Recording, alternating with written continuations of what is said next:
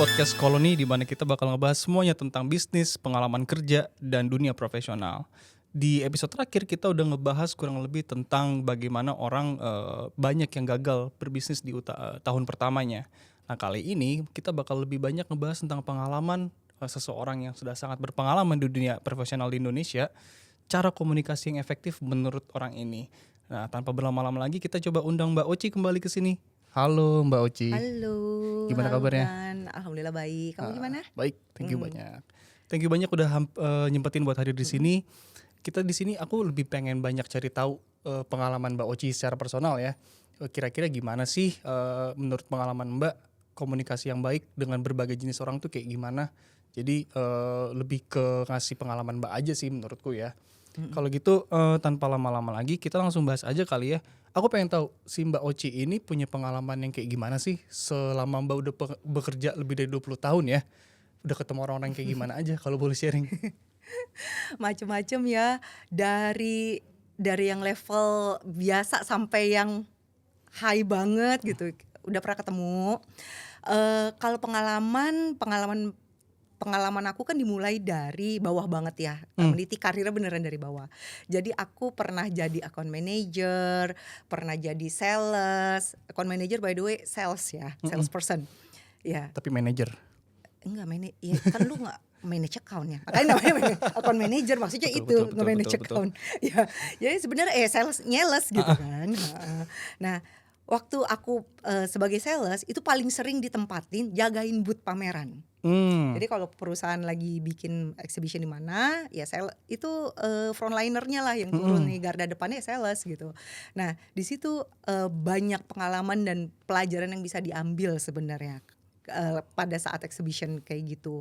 Jadi buat teman-teman di sana yang di luar sana yang berkarir sebagai salesperson itu saat ditugasin jaga booth gitu ya. Emang capek sih ya jadi SPG berdiri gitu. Berdiri berjam-jam terus harus ngasih brosur terus kita harus melawan, harus resisten sama diri sendiri yang aduh males banget ngajak orang ngobrol gitu, tapi kita harus bisa overcome rasa malas kita buat ngobrol dengan orang baru. Di situ sebenarnya kita bisa belajar banyak komunikasi dengan orang-orang baru gitu. Terus gimana caranya membuat mereka tertarik dengan produk yang kita tawarkan di booth gitu atau service yang kita tawarin. Gimana caranya ngajakin orang-orang dari yang lewat kita cegat. Kita sering banget kan lagi di mall tuh ya. Dicegat orang terus kita males kan. Bener. Ya kita males banget dicegat terus suruh mama mau dengerin dulu nggak gitu ya, itu challenge sebenarnya. Mereka tuh hebat sih. Bisa tahan banting ya. Iya tahan banting loh, karena sering kali aku maaf ya mbak di mall gitu, aku sering maaf mbak saya lagi buru-buru. Nah something kayak gitu, itu challenge komunikasi menurut aku, salah satu bentuk challenge komunikasi. Tapi di situ jadi belajar gimana cara kita kenal banyak orang, kenal banyak karakter, overcome fear kita, ketemu orang baru gitu. Terus aduh harus ngomong apa lagi nih ya, takut out of topic, takut nggak tahu mau ngomong apa gitu. Di situ challenge sesungguhnya sih. Jadi yang nggak cuman jaga booth ya, maksudnya ini bisa apply sehari-hari dimanapun gitu kan. Waktu Simba jaga booth waktu di awal karir kan berarti ketemu berbagai jenis orang tuh ya. Tapi along the way juga selama Mbak ya makin tahun-tahun ya makin kesini juga pasti ketemu berbagai jenis orang di luar kerjaan Mbak yang ngejaga booth. Ada nggak tipe orang yang menurut Mbak paling berkesan di Mbak, terlepas dia rese, terlepas dia seru, ada nggak pengalaman yang bisa di-sharing ke kita? Ini bukan dari karakter sih ya, tapi aku inget banget pernah jaga booth, lagi bikin booth di salah satu gedung di kawasan elite Jakarta. Aku berusaha approach seorang bapak, ajak ngobrol, perkenalkan apa yang kita tawarin, terus aku minta kartu nama dia. Dia dengan santainya, oh bentar ya aku cari kartu namanya gitu. Ini bukan masalah komunikasi sih, cuman ini yang paling aku inget sebenarnya. Bentar ya saya cari kartu nama saya gitu. Dia bawa pouch, clutch, dia ngeluarin kunci mobil, handphone, apa gitu, senjata, pistol. Ini kejadian beneran, tiba-tiba dia ngeluarin pistol dari pouchnya. Aparat berarti ya? Aku yang oh my god, apakah itu pistol? Terus dia santai sekali ngeluarin, naruh di atas booth. Itu sampai sampai sekarang itu terngiang-ngiang. Jadi lesson learn-nya adalah you never know kamu bicara dengan Bakal siapa. ketemu sama kayak Iya, itu siapakah dia bisa bawa-bawa pisau kemana-mana gitu. Artinya benar bahwa lesson learn-nya adalah kamu bisa ketemu dengan berbagai jenis orang dan bagaimana komunikasi yang baik dengan orang tersebut gitu tanpa memaksa, tanpa terlalu needy, tanpa terlalu nge-push. Kan seringkali kita di mall dikejar-kejar Mbak SPG kayak nge-push banget gitu. Sebentar Mbak. 1 menit aja, 1 menit aja. Terus kita tetap aja jalan. Gitu karena kita kan. udah ada pikiran di bawah alam sadar kalau digituin sama orang kayak bawaannya ini orang kelingi banget, nge-push ya, banget. betul. Jadi mungkin ada cara-cara lain yang bisa Mbak sharing nih misalnya. Tapi sebelum ke sana aku mau tanya lagi. Waktu Mbak ketemu sama orang yang bawa pistol itu, gimana cara Mbak menenangkan diri supaya bisa tetap ngomong dengan normal dengan orang itu tanpa terdengar kayak panik? Aku as if nggak ngeliat aja gitu pistolnya, itu bukan pistol gitu. Kebayang nggak gue dalam otak aku tuh kayak yang aduh dia siapa ya, kenapa dia bawa pistol ya gitu. Artinya kan dia sebenarnya mungkin orang yang high profile gitu, cuma kita nggak tahu. Tapi dia berhasil aku ajak ke booth, ajakin ngobrol sampai bawa tukeran kartu nama. Tapi sayangnya dia tidak bawa kartu nama. Mungkin dia cuma mau ngasih lihat pistolnya aja sama aku nggak tahu lah ya gitu. Lebih ke power trip ya jatuhnya. Flexing power. Nah, kalau gitu aku juga pengen nanya nih, Mbak Oci punya pengalaman orang yang paling rese tuh kayak gimana Mbak? Ada pengalaman nggak? Ya nggak usah dibut juga sih kalau misalnya Mbak ada nih. Contohnya Mbak udah ngejalanin bisnis di tahun ke-5 atau Mbak udah di tahun ke-15 berkarir. Ada nih ketemu sama orang yang misalnya kalau diajak ngomong jawabnya cuma sekali 1 kata 2 kata doang. Dan itu konteksnya konteks bisnis. Ada nggak Mbak? Ada yang kayak gitu. Satu bisa jadi dia orang yang introvert. Dia nggak suka ketemu dengan banyak orang, jadi jawabannya tuh dingin banget lah gitu. Kalau bahasa anak sekarang tuh apa sih tuh kalau ngechat tuh cool banget, kayak dingin aja. Iya dingin aja ini gitu. Orang dingin ya, banget yes, sih gitu. No gitu, iya nggak, udah gitu aja. Ya itu balik lagi ke karakter orangnya gitu. I'm not saying dia rese, tapi mungkin memang karakter personalnya kayak gitu, backgroundnya dia gitu, budaya, culture itu ngaruh loh dengan rese enggaknya seseorang gitu, if you know what I mean. Kalau orangnya kayak gitu kita mesti kayak gimana ya? Aku kadang mikir nih, kalau misalnya orang ini jawabnya cuma sepatah 2 kata, memang kita pasti udah ketemu berbagai jenis orang yang emang tipenya suka ngomong, ada yang lebih malas ngomong. Cuman yang aku bingungin itu adalah gimana cara bikin dia at least respon ke aku. Yang Mbak lakukan waktu itu supaya dia ngerespon ke Mbak gimana? Oke, yang aku lakukan tuh biasanya kalau ketemu orang baru atau aku lagi probing bisnis lah ya gitu misalnya. Yang aku lakukan adalah aku gain interestnya dia dulu gitu. Misalnya sekarang lagi sibuk apa nih, lagi ngerjain apa nih gitu, belakangan ini lagi tertarik sama apa nih. Jadi yang kita pancing adalah interestnya dia dulu.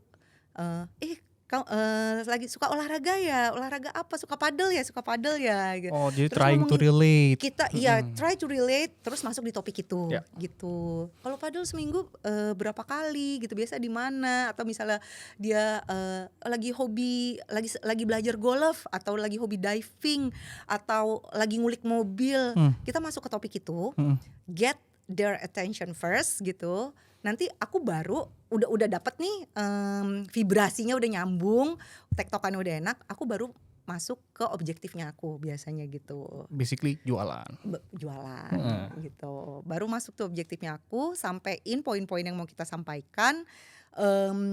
Ya terserah nantinya dia terimanya seperti apa gitu. Ada yang feedbacknya baik, ada yang feedbacknya cool aja gitu, anteng-anteng aja. Ya udah kita terima aja dengan lapang dada gitu. Ada nggak tuh Mbak waktu ketemu sama orang yang di awal kesannya rese, nggak mau jawab, yang malas-malesan, tapi sampai sekarang Mbak ternyata masih lumayan deket nih, baik itu sebagai teman personal maupun teman bisnis. Ada nggak contohnya? Ada sih, karena kadang-kadang orang yang cool dan cuek itu biasanya mereka orang-orang yang apa ya, introvert ya. Memang orangnya nggak suka ketemu banyak, nggak suka ketemu orang baru gitu. Justru kebetulan karakter aku ya kayak begini gitu ya, yang suka ngoceh, ya suka ngoceh, yang nggak tahu ya, kalau kata banyak orang sih aku personalnya warm gitu. Warna Ketemu wajahnya juga warm hari ini warnanya Mbak. aja udah Iya. hangat ya, udah warna tone earth gitu. Ya, Jadi kalau ketemu orang yang cool, biasanya orang yang cool ini justru tuh melelehnya sama orang warm. gitu. Kalau kata orang-orang sih biasanya orang introvert itu diculik sama orang ekstrovert. Iya, jadi dia kebawa Ya. sama vibe-nya kita gitu. Mm-mm. Nah, kalau yang cool gitu biasanya aku malah mereka so far aku nggak pernah ada masalah ya Mm-mm. dengan orang-orang yang jarang ngomong. Justru mereka biasanya yaitu mereka kan melelehnya dengan orang yang begini gitu. Ya, ya. I see. Kalau dari segi orang yang paling Mbak sukai untuk ajak ngobrol tuh yang tipenya kayak gimana Mbak kalau boleh tahu? Aku suka yang tipenya rame, punya pengalaman yang luas ya, dan keep the good mood gitu. Ada kan orang-orang yang pembawaannya tuh memang ceria gitu. Mbak Aku suka tuh seneng. ngobrol sama orang kayak gitu. Jadi aku bisa istirahat sebentar, biarin dia aja yang Ganti-gantian tuh ngomong. ramenya. Iya, Nice. kayak gitu. Itu aku yang pasti yang pengalamannya luas ya, yang pengalamannya banyak gitu. Karena buat itu bisa aja menjadi conversation sehari-hari biasa. Cuman kalau kita ketemu orang baru dan mempelajari sesuatu yang baru kan jadi nilai tambah juga buat Yeah. kita, dan akhirnya bisa jalin networking gitu. Bisa, it doesn't have to be kayak dia harus jadi calon klien. Mindsetnya harus dirubah. Dia bukan calon klien, dia bukan apa ya istilahnya? Partner bisnis. Bukan target audiens kita. Dia bukan calon customer gue, dia bukan calon business partner. Target itunya yang mindsetnya harus dirubah, kayak ini aku menjalin networking, ini aku mencari teman baru gitu, supaya Jualannya belakangan. enggak terbebani. Kalau kita kayak aku tadi sempat kasih contoh di depan jaga booth kan kadang-kadang kalau kita di dalam situasi kayak gitu, yang kita pikirin adalah gue harus cari customer baru, gue harus cari leads. Nah itu aja udah rasanya udah terbebani gitu kalau kita mikirnya kayak gitu. Jadi yang aku lakukan biasanya merubah mindsetnya. Ini mereka adalah orang baru yang pengen aku ajak kenalan, syukur-syukur bisa jadi temen, atau ya syukur-syukur manjang jadi bisnis partner atau potential client gitu. Jadi daripada mikir kita pengen jualan, kita buang jauh-jauh tuh pemikirannya dan mikir kira-kira kalau dia jadi temen gue kayaknya lebih gampang deh buat jualannya. Betul, extended networkingnya Ya. gitu. Jadi yang dipikirin jangan kayak dia butuhnya apa ya dari kita gitu. Dia butuh apa ya kira-kira. Ini potential klien gak sih gitu. Tapi lebih pada extended networking, cari teman baru. Itu jadi kita moodnya tuh lebih light gitu, nggak terbebani. Ya, karena kalau kita di dunia profesional juga nggak selamanya ada aja mungkin orang yang 20 tahun jualan sepatu mulu, tapi ada juga yang 5 tahun sekali mereka dari sepatu jualan jadi jualan keripik tempe. Jadi siapa tahu mungkin di 5 tahun pertama mereka nggak butuh sepatu, tapi butuhnya keripik tempe di tahun berikutnya. Ya, jadi dengan kita punya networking kayak gitu, kita harap sih orang-orang ini di masa depan nggak mikir kita sebagai sales, mikirnya sebagai temen. Betul, memperluas networking aja sih. Tapi kalau misalnya mau bisa ngomong selancar itu ke orang-orang, berarti perlu pede dulu ya Mbak ya? Enggak juga sih. Enggak semua orang tuh punya level pede yang tinggi kan ya. Jadi yang harus dibangun dalam diri kita untuk supaya bisa berkomunikasi sama orang, gimana caranya keluar dari zona nyaman ini gitu. Aku juga waktu jadi sales juga gugup juga ketemu orang baru. Ini mesti ngomongin apa ya gitu. Gugup gitu. Cuman once kita udah break the boundary, udah mulai ngomong gitu, biasanya pasti akan kebuka gitu aliran, bukan aliran ya, akan mengalir. Begitu udah dimulai start conversationnya, biasanya akan rolling gitu. Yang penting tuh kita berani ngedobrak pintunya dulu aja deh gitu, buka open conversationnya dulu. Biasanya kalau memang orang yang respon, tarik balik lagi apa nih yang bisa digali dari responnya dia gitu, lempar lagi, jadinya nanti communicationnya rolling. Berat di awal, tapi kalau kita udah bisa ngelewatin obstacle itu, kedepannya semoga bisa jadi lebih gampang gitu ya Mbak ya. Bisa ya, betul. Tapi ketakutan orang yang nggak pede adalah kalau mereka salah ngomong. Gimana Mbak? salah ngomong sih kayaknya wajar ya. Hmm. Bahkan selevel-level selebriti gitu yang bahkan mereka udah sangat polish untuk ngomong depan kamera, tetap aja bisa salah ngomong. Jadi don't too hard to yourself aja sih yang penting. Jangan terlalu criticismnya jangan terlalu Iya, ya don't hard parah to lah. yourself kayak gue komunikasi harus sempurna. Nggak ada Apalagi gitu. yang baru mulai ya, Heeh. baru awal-awal belajar. Jadi jangan berpikir bahwa kalau ngobrol sama orang berarti obrolannya harus fluent, harus ngalir, harus aku sendiri sering banget kok ngalamin dead air gitu ngobrol sama orang, ya ada dead airnya juga Pasti. gitu kadang-kadang. Jadi lebih ke kita gimana caranya meyakinkan diri bahwa ya salah itu nggak apa-apa gitu ya Mbak ya. Yang penting ngomong aja dulu. Nanti kalau misal orang itu nyambung atau enggak ya belakangan. Either way kamu udah nyoba, masih ada orang lain yang bisa diajak temenan. Apalagi kalau kita udah menyadari, tadi gue salah ngomong nih, ya terus tergantung respon si ininya ya, counterpart kita. Lihat mukanya kayak gimana air mukanya. Begitu kita salah ngomong dia langsung, mungkin kita menyinggung dia, you have to apologize kan. Oh sorry maksud gue tadi nggak gitu. Maksud gue sebenarnya kayak gini. Kan tinggal dikoreksi dengan maksudnya yang benernya sebenarnya kayak gini. Tadi salah ngomong, sorry ya. Gitu. Apalagi kalau misal kita lihat air mukanya dia rada kesel, ya berarti dia tersinggung ya. Apologinya harus sincere gitu. Jadi harus pinter-pinter juga baca raut muka ya, jangan asal ngomong nyeplos tapi nggak mikir dan orangnya juga nggak dipikirin tuh perasaannya. Paham. Kembali lagi ke topik yang introversion nih Mbak, aku udah penasaran kalau misalnya orang nggak pede itu rata-rata kan disangkut pautan dengan orang yang introverted nih. Menurut Mbak ada nggak cara menarik atau ada cara yang Mbak tahu nih dari teman-teman Mbak yang introverted? Karena Mbak kan nggak kelihatan kalau orang introverted nih ya. Gimana cara mereka untuk bisa ngomong dengan lebih jelas dan lebih pede, karena kan salah satu kesulitan orang yang introverted adalah untuk bisa didengar sama orang-orang menurutku. Menurut Mbak gimana? Oke, jadi sebenarnya orang introvert dan extrovert itu bukan diukur dari kemampuan berbicaranya. Itu bukan soal kemampuan berbicara, tapi orang introvert mereka mendapatkan energinya dengan menarik diri. Dengan sendirinya dia itu dia beristirahat untuk mendapatkan energi.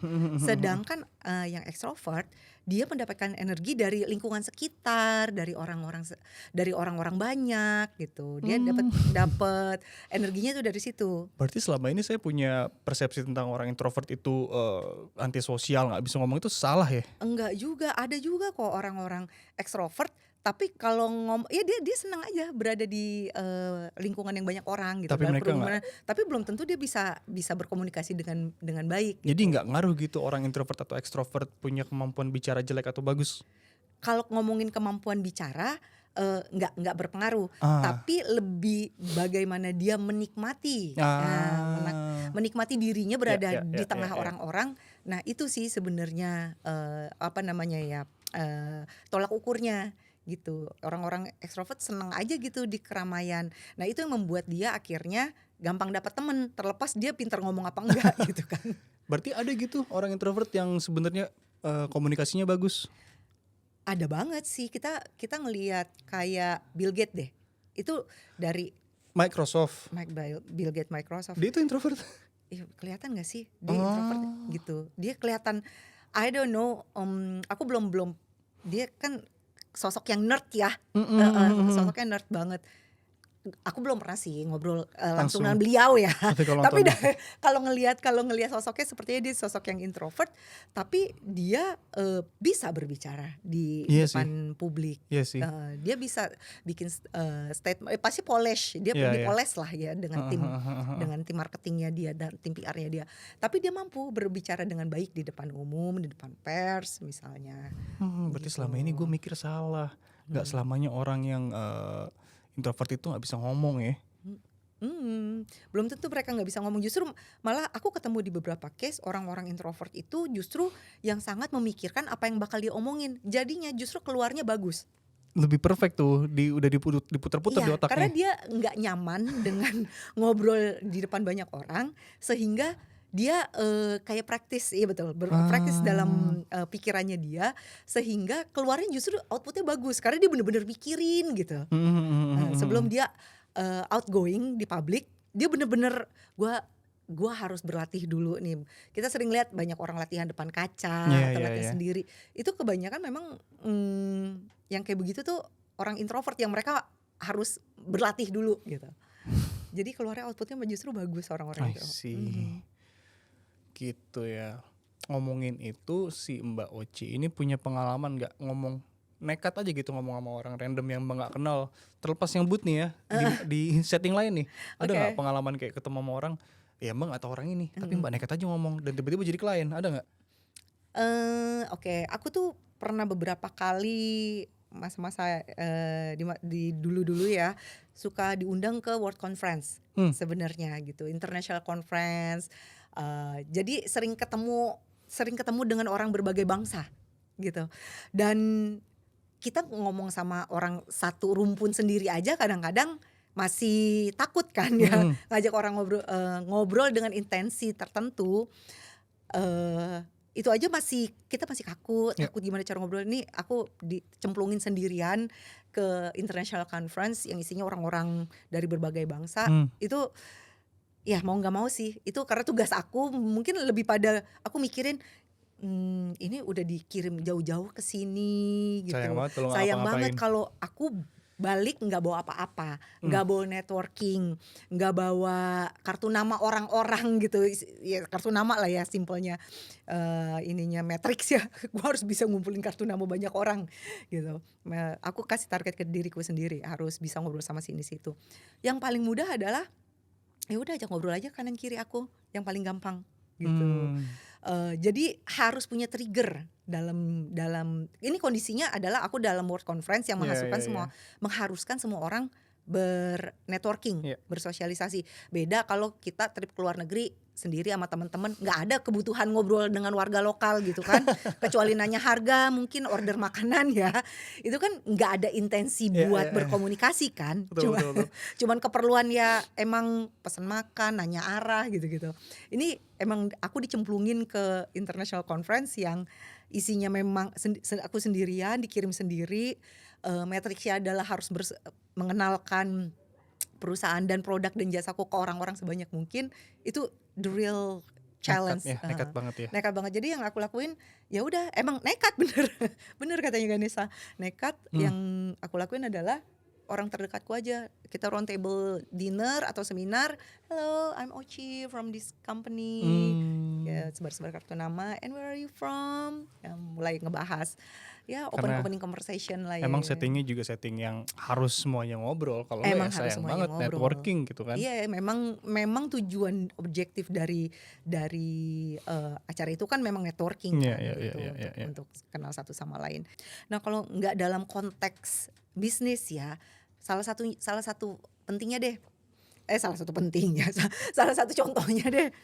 Kalau acara keluarga, Iya sih. pernah nggak ngerasa kayak males banget datang ke acara keluarga karena males basa-basi? Setiap acara keluarga pasti saya malas. Yes, ya kan. Tapi itu adalah sesuatu hal yang harus dilakukan kalau nggak Betul. dicoret dari warisan nenek ya kan. Jadi mau nggak mau apa enggak cuma sekedar say hi, hey aku masih hidup, hai semuanya ya, I'm still alive. Oh dia gitu. masih hidup tuh, saya juga masih hidup, halo gitu. Ya apa enggak, ini anakku biar pada kenal aja ya gitu.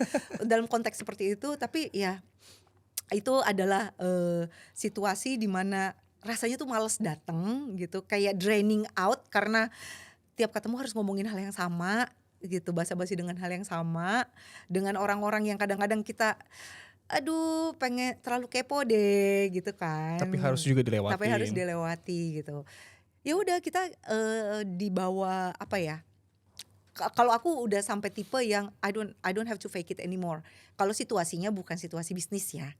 Kalau situasi personal kayak tadi tuh kumpul keluarga, kalau emang aku lagi capek ya udah aku diem aja di perkumpulan keluarga atau cuma dengerin cerita orang-orang. Tapi nggak ditanyain tuh kayak kok kamu diem aja, biasanya kan kamu sangat-sangat ceria ya, kamu lagi kenapa? Ya udah tinggal reaktif aja sih. Kalau ada yang nanya aku jawab. Cuman aku tuh ya nggak, kalau memang lagi not in the mood, nggak dalam situasinya. Ya, nggak usah maksain Ya ya. udah nggak usah maksain. Aku mungkin di umur yang segini udah sampai pada tahap I don't have to fake it anymore gitu, be real aja. Jadi kalau aku emang malas, malah kadang-kadang maaf ya mah, aku suka malas datang ke acara keluarga. Ya karena itu, karena malas komunikasi dengan orang-orang yang pengen tahu banyak sementara I don't want to exploit anything gitu kan. Ya semoga mamanya Mbak Oci nggak nonton podcast ini ya. Enggak, mudah-mudahan enggak dikasih tahu sih. Jadi dia nggak bisa kepoin. Iya. Jadi Iya. emang aku juga ngalamin sih yang namanya malas ketemu sama acara keluarga, apalagi yang extended family yang gede Mm-mm, banget setengah mampus kan, kita nggak kenal ini siapa itu siapa dan kita harus ngobrol sama mereka. Betul. Terus basi-basinya bingung kan? Ya. Gitu. Ya paling anaknya berapa Mbak? Ya kan lu tahu anak gua 2 tiap tahun juga ketemu. Udah nambah anak lagi belum gitu. Apa Akhirnya urusan lo dalam hati kan? Iya, akhirnya ya yang itu-itu aja gitu conversationnya. Ya berarti dengan kata lain ya pentinglah kita tahu dikit cara basa-basi biar nggak terkesan bete. Meskipun kita lagi bete, sebisa mungkin jangan kelihatan bete lah. Jangan buka kartu gitu ya. Oke, selanjutnya ngomongin masalah tadi Mbak ada sempat bahas tentang international networking. Aku punya bukan pengalaman tapi punya ketakutan sendiri di mana kalau misalnya kita ngomong nggak jelas atau kita ngomong yang tidak sesuai sama apa yang mereka tangkap, takutnya diremehin. Ada nggak Mbak punya ketakutan yang sama atau kira-kira apa yang Mbak lakukan ketika Mbak berpikiran kalau Mbak bakal diremehin untuk nggak diremehin? Oke. Tangkap nggak? Pertama mungkin kita harus pede dulu kali ya. Ya. Benar, tadi kita sempat bahas di awal, nggak semua orang tuh punya level pede yang sama, nggak semua orang lahir dengan kepedean tertentu gitu. Tapi again nih dalam konteks bisnis ya, gitu, bisnis. bukan pertemanan Dan ya. profesional. Dalam konteks profesional, yang pasti kita harus ngerasa selevel dengan dia, gitu. Oke. Walaupun aku juga masih belajar itu once mungkin. Let's say aku ketemu dengan siapa ya, PM Inggris ya belum tentu aku juga bakal sanggup ngobrol dengan dia Pasti gitu. ngebuku juga gitu Iya ya. pasti gemeter juga gitu. Cuman dalam konteks bisnis adalah PD-nya dulu kita angkat kayak straight your shoulder like tegapin postur, itu aja kayak udah ngebantu sebenarnya. Ngeboost confidence ya. Kayak ngeboost confidence gitu. Terus pala jangan nunduk, nggak dongak juga ya gitu, kayak sejajar aja. Postur wise aja itu udah sebenarnya udah bisa ngebantu ngeboost PD kita. Lalu jangan takut salah sih sebenarnya gitu. Kalau emang salah kan kita bisa corrected, ya bisa kita bisa koreksi. I'm sorry bukan itu tadi maksud saya gitu, maksud saya seperti ini. Nah supaya nggak diremehin, ya kita harus berpikir bahwa kita tuh memang worth it buat didengar. Oke. Gitu, kita worth it buat didengar. Kita harus berpikir ya tergantung level yang kita ajak bicara, kita tuh selevel sama dia. Kalau seperti tadi aku bilang, kalau aku tiba-tiba ditemuin sama PM Inggris juga aku bakal ngek-ngok kali ya, nggak bisa ngomong. Ya, Cuman at least tuh kayak harus ngerasa kita tuh worthy buat didengar gitu. jadi jangan Ngerasa rendah under dulu pressure, ya. iya under pressure sih pasti ya. Yang penting jangan ngerasa rendah gitu. Karena semakin kita ngerendahin diri secara nggak langsung, mungkin alam bawah sadar Betul. kita bakal mikir kayak kita di bawah level dia dan dia nggak bakal anggap kita. Mungkin iya, cuman jangan mikir kayak gitu dulu ya. Karena aku juga pengen nyangkutin ini ke dunia bisnis nih Mbak. Kadang kalau misalnya kita ngerasa diremehin, aku takutnya atau punya pengalaman teman cerita ke aku bahwa ketika kita gampang diremehkan, kita nggak bakal bisa nolak lain yang neken-neken harga, minta request A, B, C, D, kita nggak bisa nolak. Nah jadi kalau Mbak ketemu orang yang kayak gitu atau ketemu klien yang bisa dibilang cukup BM, banyak mau, apa yang Mbak lakuin? Kalau boleh tahu. Oke, pertama kita harus tahu value kita dulu gitu, sampai di bottom line mana kita bisa bertahan gitu. Kalau memang dia tetap nge-push, ya udah kita harus tahu this is harus stop di sini gitu. Masalahnya orang Indonesia itu punya mental yang nggak enakan. Jadi aduh nggak enak nih klien lama gitu, kalau nggak dikasih diskon lagi nanti dia kabur gitu. Nah disitulah kita harus tahu value kita gitu. Mungkin aku bisa perjelas, nggak semua, Nggak tapi semua. kebanyakan yang kita tahu. Tapi benar kok, maksudnya tadi kan aku bilang aku punya international Connection lah ya, dari connection lah networking. ya, punya international networking. Emang berasa sekali kok Bedanya ya. bedanya mental orang, bukan mental lah ya, orang attitude orang Indonesia yang nggak enakan dengan foreigner yang mereka beneran straightforward gitu. Kalau orang Indonesia nih, contoh aja ya, orang Indonesia. Aku orang Indonesia nih, contohnya. Yes, aku juga orang Indonesia, aku orang Betawi. Misalnya nih orang Indonesia, mmm, kita order di restoran makanannya terlalu asin. Terus, udahlah ya udahlah gua makan aja sayang nih kalau Mmm. kalau nggak dimakan. Ya. Kalau orang asing kayak begitu, orang bule dikasih Mhm. makanan nggak enak bisa, "Apa ini terlalu asin, balikin." Panggil kokinya. "Ini Ya. kenapa makanannya begini?" Mereka bisa bisa apa ya, yang straightforward, "Ini harus di-improve sekarang, minta ganti." Mereka bisa gitu. Ya. Ini aku ngalamin sendiri ya gitu. Kalau orang Indonesia makanannya asin nggak enak, Ya ya udahlah ya. udah dimakan aja, sayang kalau nggak dihabisin gitu. Berarti ada sangkut pautnya dengan kultur juga ya? Culture itu sangat ngaruh gitu. Karena kita juga ada di posisi mungkin aku sendiri ngalamin kalau terlalu pede atau terlalu pengen mengutarakan apa yang kita pikirkan malah dikira songong. Itu gimana tuh Mbak ngalahin pemikiran itu? Karena kita tahu sebenarnya itu nggak selamanya benar gitu pemikiran itu. Bener, kadang-kadang ya, itu tergantung karakter orang masing-masing ya. Mhm Ada yang mhm. memang mereka menyampaikan sesuatu, secara objektif dan profesional, ada yang memang, udah di luar boundaries gitu, ya itu tadi jatuhnya songong gitu. Bahkan kalau mereka tetap neken dengan pemilihan kata-kata yang nggak enak, jatuhnya disrespectful. Jadi ya basically ya nggak bisa kita asal Ngomong ngomong nggak, iya, tanpa mikirin apa yang bakal dia dengar juga ya. mhm. Pinter-pinteran juga tuh. Betul. Misalnya kayak tadi ya aku cerita pengalaman masalah di restoran yang dikasih makanan yang rasanya kurang sesuai lah, misal keasinan.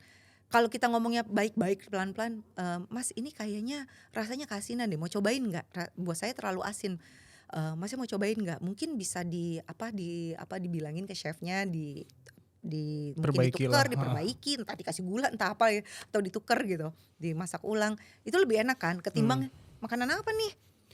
Iya sih. Asin begini." Jadi nggak Maksudnya arogansi juga ya. nggak ya, the way we deliver message yang mau kita sampaikan, itu juga matter sih gitu. Ya, dan itu berlaku di kehidupan, pribadi juga ya, nggak mesti di business relation, bisa sama keluarga, orang tua, bahkan teman, pacar gitu.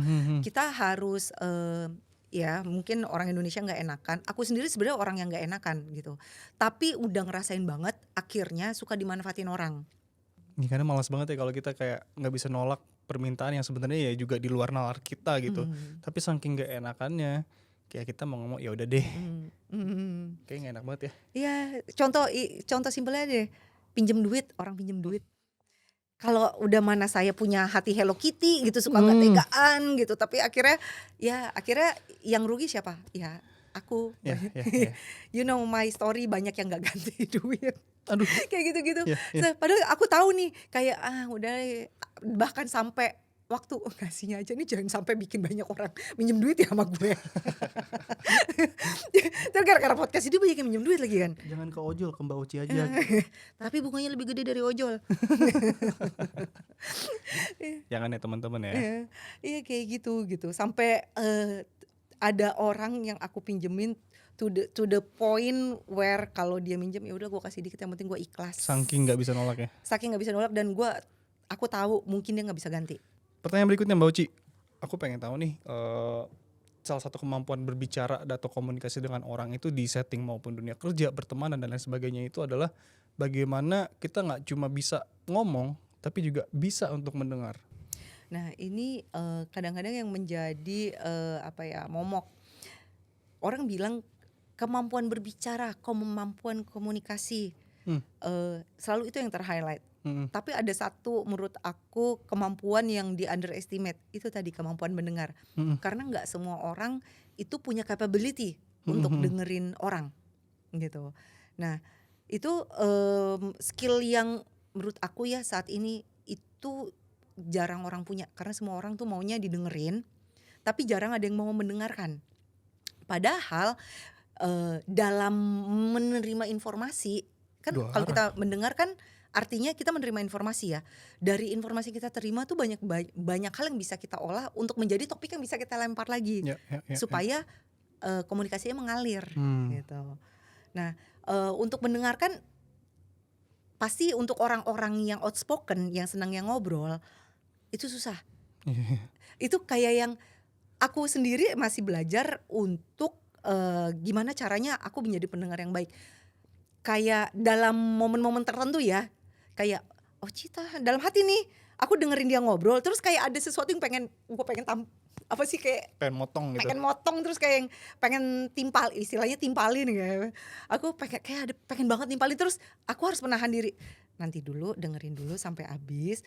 Masalahnya adalah kalau mau dengerin sampai habis, nanti obrolan yang tadi tuh suka lewat. Ganti topik. Itu yang sering kejadian, makanya aku suka entar kok gue jadi motong orang ya gitu. Jadi kudu pinter-pinter kapan mesti motongnya gitu. Iya, betul. Nah, akhirnya untuk menjadi pendengar yang baik memang nggak mudah. Kayak dalam konteks aku ngobrol bukan obrolan bukan obrolan pertemanan di kafe yang lagi curhat gitu ya, bukan curhat masalah kehidupan pribadi. Ini benar-benar obrolan yang berbobot ya. Kita harus tahu kapan motongnya. The things is kalau kita, ini buat aku ini kan pengalaman aku. Kalau aku nggak motong saat itu juga nanti aku bisa lupa apa tadi mau nanya apa ya. Jadi mending Kayaknya motong tadi aja. mau tanya ya, gitu. Nah itu yang akhirnya kenapa mendengarkan adalah skill gitu. Karena ya itu nggak semua orang mampu untuk mendengarkan dan men-summarize isi percakapannya. Nah Mbak, kira-kira gimana sih cara Mbak agar bisa ngerespon orang dan dia ngerasa kalau Mbak itu emang mendengarkan dia dan menghargai Mbak? Ada nggak Mbak punya saran atau punya pengalaman? Oke, pertama untuk bisa seperti itu kita memang harus bener into the conversation ya, beneran dengerin dia. Lalu dari apa yang dia omongin kita harus pick up poinnya apa yang menurut dia menarik gitu. Dan kamu bisa kasih encouragement dan feedback gitu.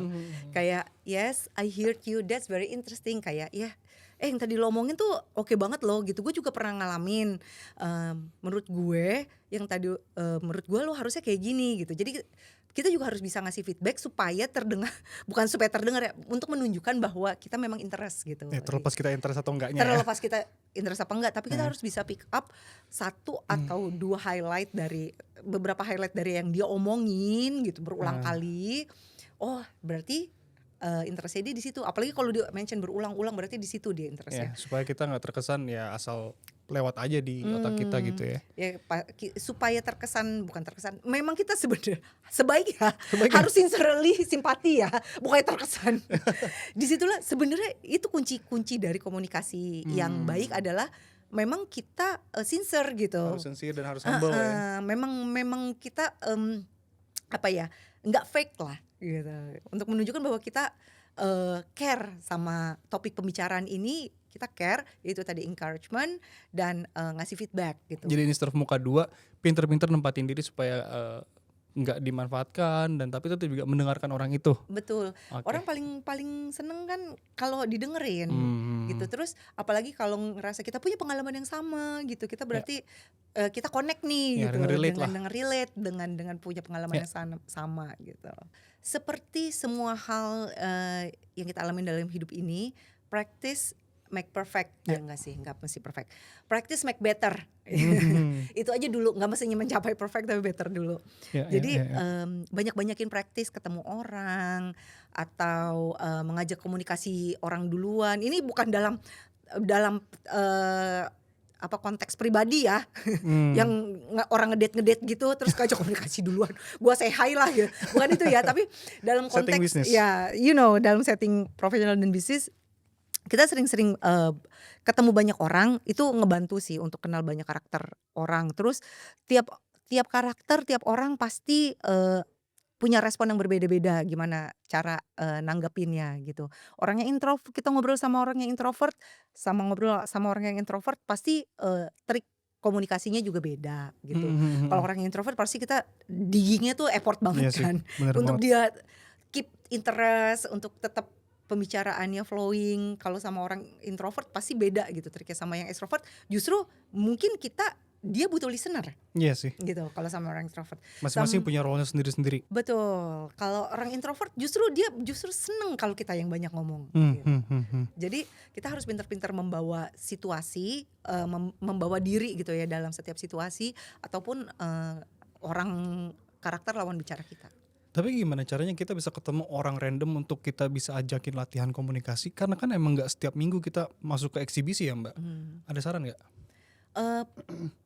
paling gampang sih sebenarnya cari komunitas-komunitas yang memang kamu interest. Oh, Misalnya oke. aku suka K-pop, ya aku join lah tuh fanbase K-pop. Aku suka lari, ya aku join komunitas lari gitu. At least kalian udah punya common ground, satu interest Ya. gitu kan. Dari situ kan komunikasi bisa flowing, dari based on satu interest dulu aja gitu common groundnya. Dan kalau memang kamu mau push diri kamu lebih level up lagi, udah masuk nih di komunitas, ketemu banyak orang, punya karakter baru gitu. Gimana supaya, aku nggak bilang mesti jadi pick me ya, tapi kayak gimana caranya supaya gue engage lebih dalam dengan orang-orang dari komunitas ini. Bantu ketua komunitas, panitia untuk misalnya mereka ada gathering, mereka ada acara, apa yang bisa gue bantu. Gue nggak apa-apa kok kalau mau dijadiin panitia gitu. Jadi Itu selama niatnya baik nggak usah ngerasa nggak enakan atau betul, gimana ya. itu jadi membuat komunitasnya lebih engage sama kita. Kalau misalnya nggak apa-apa deh aku dijadiin tim pendaftaran gitu, atau biasa nggak di komunitas lari aku jadi marshal juga nggak apa-apa gitu. Intinya engage lebih banyak, engage lebih dalam dengan orang-orang di komunitas itu gitu. Dengan gitu effortnya juga jadi lebih sedikit karena kamu punya roles di komunitas itu gitu. Jadi step pertama ya ketemu banyak orang bisa lewat komunitas, di eksibisi hobi gitu. Udah masuk ke komunitasnya, kamu pengen lebih engage lagi, ya kamu bisa menawarkan diri. Misalnya di acara ini kalau butuh bantuan kasih tahu ya, aku bisa ini gitu misalnya. Aku bisa bantuin desain, aku bisa bantuin jadi marshal, aku bisa bantuin jadi MC, tim konsumsi apalah. Dengan lebih banyak kita ketemu orang, networking kita jadi lebih luas gitu. Kalau networking lebih luas, ujung-ujungnya apa sih? Ya kita monetize networking kita lah gitu. Kayak aku bisa ngedit video, siapa tahu ada kebutuhan ngedit video, kasih tahu ya. Aku punya catering gitu. Aku bisa bikin kue Jadi nih, prospek tuh ya. siapa tahu butuh snack buat event yang ini, buat acara ini, siapa tahu butuh snack. Aku bisa nge-MC, mungkin kalau ada acara next time aku bisa bantuin nge-MC. Duit tuh. Ujung-ujungnya cuan. Tapi again, semuanya tuh harus bermula dari hati. Iya. Harus apa ya istilah, memang kita menyukainya, sincere lah ya, kita harus pakai hati lah, jangan fake banget karena lu masuk komunitas itu emang mau nyari cuan, nyari teman baru supaya network gua gede, gua bisa jualan. Ya nggak gitu juga, orang tahu kok pada akhirnya mana yang tulus mana yang enggak gitu. Tapi ada aja orang gitu ya. Ada aja yang emang mereka memanfaatkan situasi gitu, sangat oportunis, orang-orang sangat oportunis. BU gitu kan. Tapi Mbak sendiri ada gitu ketemu prospek bisnis dari komunitas? Sampai jadi bisnis bareng juga ada. Gitu. Iya, dari komunitas, berawal dari komunitas sampai akhirnya bikin bisnis bareng. Yang Itu restoran Korea itu bukan? restoran Korea, terus yang komunitas lari, Ya. sampai teman-teman yang lain akhirnya punya RO gitu. Aku pernah cerita aku pernah punya majalah lari gitu. Sampai akhirnya berbisnis bareng gitu. Dan again harus tulus bahwa emang aku pengen memperluas network, mencari pertemanan baru, bukan semata-mata mencari cuan gitu. Biar kita nggak kelihatan sebagai oportunis banget lah. I see. Ini berarti dengan kata lain juga bisa diterapin buat karir dan bisnis kali ya. Say kalau misalnya lagi kita ketemu lagi nyari supplier nih, kita kenalan komunitas ini, oh dia kan yang punya tempat bulu tangkis itu, oh dia kan yang punya ternak bebek ini, oh kan dia yang punya pabrik keju itu. Jadi kurasa sih semakin banyak berkomunitas, ngomong kecil aja pun udah jadi poin plus banget ya buat kita. Betul, jangan selalu berpikir bahwa gue akan menawarkan ini, kita akan offering ini gitu. Jangan selalu berpikir bahwa siapa tahu kita justru yang dapat benefit dari komunitas itu. Benar kata kamu tadi kan gitu. Siapa tahu ternyata gue kan lagi nyari supplier bebek goreng ya. Pas banget nih gitu. Jadi jangan selalu berpikir bahwa kita yang akan gain benefit dari dari komunitas itu gitu. Ya, ya, Bisa ya, aja ya. justru kita yang menambahkan value gitu dengan hadirnya kita, bebek lu gue beli 100 potong misalnya gitu. Jadi it's all about yang namanya hubungan intrapersonal, is all about take and give lah. Karena lucu banget ya kalau kita bayangin Mbak di komunitas lari Mbak jualan bebek sama orang. Lucu nggak bayangannya? Bisa Dia sih pasti lucu abis banget. lari makan bebek goreng gitu.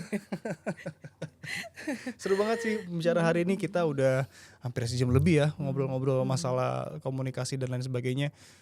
Banyak banget key takeaway yang bisa diambil dari pembicaraan ini dan kasih aku kesempatan buat berterima kasih lagi buat Mbak Oci Ya, karena udah sama-sama. menyempatkan hadir ke studio kami.